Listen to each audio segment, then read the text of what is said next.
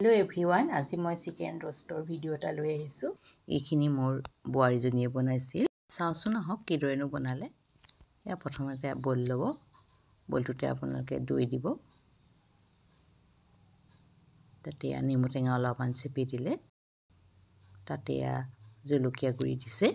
জলকীয়া গুড়িটো অকমান বেছি হ'ব লাগিব। অকণ জ্বলা হ'লে ভাল লাগিব আৰু ৰংটো লাগিব। তাতে ধনিয়া, জিৰা অকমান মিট মছলা দিব। ইয়া জালুকৰ গুড়ি অলপমান দিছে। আদা পেষ্ট 2 চামুচ। নহৰু পেষ্ট 1.5 চামুচ। 1 চামুচ মান সয়া সস। 1 চামুচ ভিনেগাৰ। 1 চামুচ নিমখ। নিমখটো আন্দাজত দিব আৰু 1.5 চামুচ। তাৰপা 1 চামুচ মান মিঠাতেল আৰু গুটিখিনি দি ভাল ধৰণে মিক্স কৰিব। এইদৰে ভালদৰে মিক্স কৰি ল'ব। তাতে অকণমান ফুড কালাৰ দিব।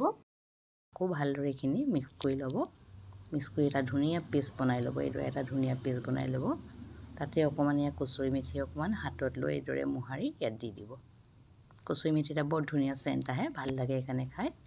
আকৌ ভাল ধৰণে মিলাই ল'লে, এইদৰে ভাল ধৰণে মিলাই ল'ব আৰু এতিয়া এই যিটা চিকেন আমি ভাল ধৰণে ধুই থৈছিলোঁ, ধুই অলপমান কচি থৈছিলোঁ, সেইখিনি পেষ্টখিনিত ভাল ধৰণে সানি দিব।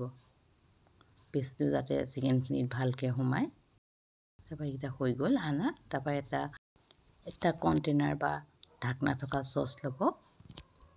তাতে চিকেনখিনি মছলা সানা চিকেনখিনি লেগ পিচকেইটা আৰু কণ্টেইনাৰটোত এইদৰে থৈ দিব। মই এটা হট কেছতে থৈছোঁ।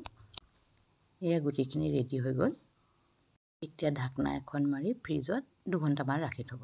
লেগ পিচকেইটা এতিয়া ফ্ৰিজৰ পৰা উলিয়াই আনি অলপ অঙঠা গৰম কৰি তাতে ৰিফাইন বা ঘি দি পেলাই স্ম'কত দিব। পাছত এই লেগ পিচকেইটা তেলত ফ্ৰাই কৰিব। এয়া মোৰ ফ্ৰাই কৰি হৈছে আৰু মাজে মাজে লটিয়াই দিব। ইয়াতে ভাল ধৰণে আমি সিজাই ল'ব লাগিব। এই ফ্ৰাই কৰি লোৱাৰ পাছতে এটা ভিডিও মোৰ কৰিবলৈ নহ'লে, এখন কেৰাহী ল'ব। তাতে তেল গৰম কৰি লং, ইলাচি, দালচেনি, জালুক আৰু তেজপাত দিব। পিঁয়াজখিনি যেতিয়া ৰঙচুৱা হ'ব, তাতে টমেটো চচ দিব, জিৰা গুড়ি আৰু লাল মিৰ্চ অকণমান দিব। ৰংটো ভাল হ'ব লাগিব। পাছত চিকেন পিচকেইটা দিব। তাতে ক্ৰীমো দি দিব। ক্ৰীম দি ভালকৈ মজাই দিব।